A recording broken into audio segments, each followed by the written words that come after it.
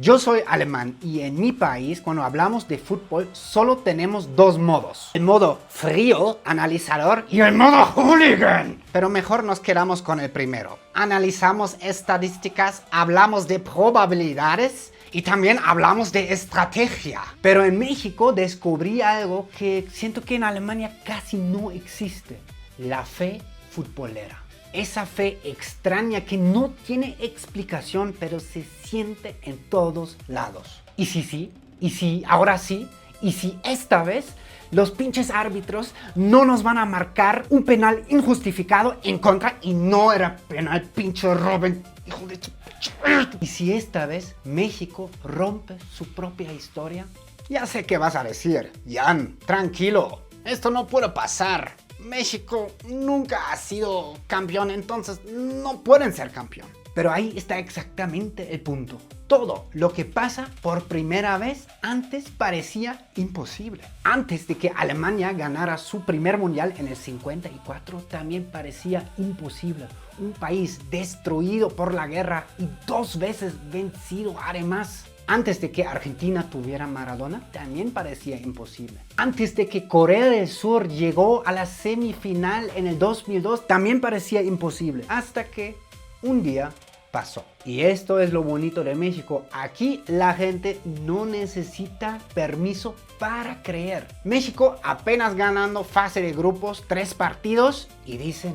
vamos por la copa. Y tal vez suene loco, pero ¿no crees que esa locura colectiva también es algo que le puede dar alas a un equipo? Porque una selección no solo juega con sus 11 jugadores, juega con docenas de miles en el estadio alientándoles, juega con todas las personas festejando en la calle, juega con su mentalidad, su fe. México no solo quiere ganar el mundial, México quiere creer que lo merece. Ok, todavía falta bastante y nos tendremos que enfrentar con oponentes muy fuertes, pero ¿por qué no? ¿Por qué México no? ¿Por qué este año no? México campeón del mundo, porque antes de levantar la copa por primera vez, alguien tiene que creer en ello. Aquí te dejo otras historias impactantes de otros mundiales. Imagínate venir a México para ver un partido de fútbol y terminar viendo una batalla entre hooligans ingleses y barras bravas argentinas. Esto pasó durante el Mundial 86 en México, el mismo día en el que Maradona iba a hacer historia contra Inglaterra con su mano divina. Y este partido no era cualquier partido. Justo unos años antes había terminado la Guerra de las Malvinas. Por eso para muchos ingleses y argentinos este partido no se sentía como fútbol. Los hooligans ingleses ya venían con fama de violentos. Y del otro lado estaban las barras bravas argentinas, gente de Boca, de River y muchos otros equipos. Y ocurrió lo que tenía que ocurrir. Los dos grupos se encontraron justo al lado del Ángel de la Independencia en calle Reforma. Pero los argentinos tenían una ventaja importante. Conocían mejor la ciudad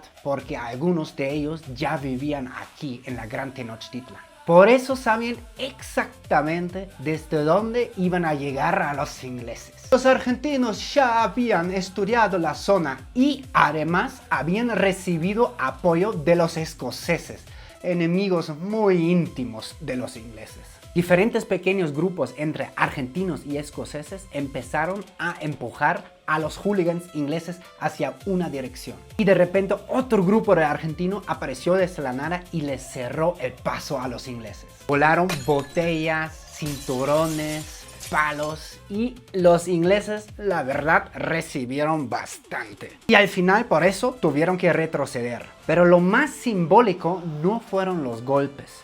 Fueron las banderas. Porque claro, la bandera no era cualquier señal para los hooligans y las barras bravas. Era un trofeo. Era quitarle el honor al rival. Y el resto después es historia.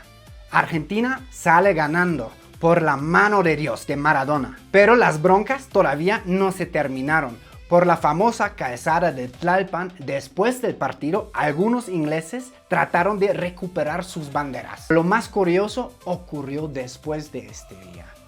De repente apareció el mitote por ahí que también personas de Tepito se metieron a la pelea. Algunos dicen para calmarla, otros dicen no más por los madrazos. No lo sabemos, incluso otros dicen que había policías disfrazadas como policías, pero que no eran policías. Raro, ¿no? Fue por eso que el Mundial 86 es una leyenda en todo el mundo hasta la fecha. Te leo en los comentarios. ¿Sabías que uno de los partidos más famosos de la historia de todos los mundiales se jugó con una playera comprada en Tepito? Luego se vendió por 9.2 millones de dólares. Pero ¿qué pasó? Estamos en el Mundial en el 1986 en México. Argentina acababa de clasificarse para los cuartos de final contra Inglaterra, donde ocurrió la famosa mano de Dios. Pero había un problema inesperado. La camiseta oficial de Argentina era hecha de algodón grueso. Por eso el director técnico argentino pensó, che boludo, mis jugadores se van a cocinar en la Azteca. Por eso necesitaban otra playera, pero la necesitaban rápido para ayer. Mientras buscaban una solución, los argentinos encontraron un puesto con camisetas azules. Y claro que sí, esto fue en Tepito. Pero no era el uniforme oficial de Adidas. Era algo mucho más ligero. Playeras perfectas para soportar el calor de altura que tenemos en la Ciudad de México. Pero estas playeras no tenían números ni el escudo oficial de Argentina. Así que el utilero argentino se la rifó. Pasó horas cosiendo. Después colocaron los números plateados. Y prácticamente fabricaron el uniforme a mano. Y el resto es historia. Después Maradona marcó primero el gol de la mano de Dios y después el gol del siglo. Así que una pequeña parte de Tepito también terminó ganando la Copa Mundial. Imagínate ver un partido de fútbol sin tarjeta amarilla ni la roja y sin cambio de jugadores. Suena imposible, pero así era el fútbol hasta que llegó el Mundial en México en el año 1970. La mayoría recuerda este mundial por Pelé y una de las mejores selecciones que Brasil jamás haya tenido. O sea, mucho mejor que la del 7-1. Pero lo que solo muy pocos saben que México 70 cambió el fútbol para siempre. Tras una falta, los árbitros advertían a los jugadores con la pura palabra: no te pases de lanza, carnal. Fuera, ya te pasaste de bestia, güey. Lléguele. Si un futbolista era sancionado, normalmente nadie entendía qué estaba ocurriendo. O sea, ni el público, ni sus propios compañeros del equipo. Y por esa confusión empezaron con una idea revolucionaria. ¿Y si inventamos un sistema de 2 tarjetas? Una amarilla para una primera advertencia, estilo no te pases de lanza si no te vas a sacar a la fregada con la siguiente.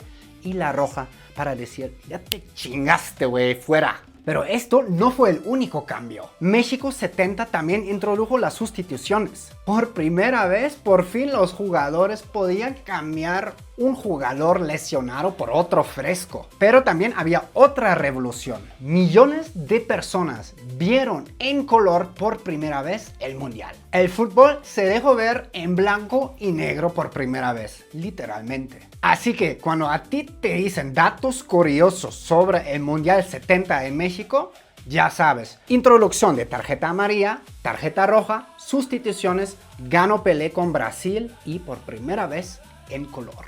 ¿Qué es el Mundial que más recuerdas tú? Te leo abajo.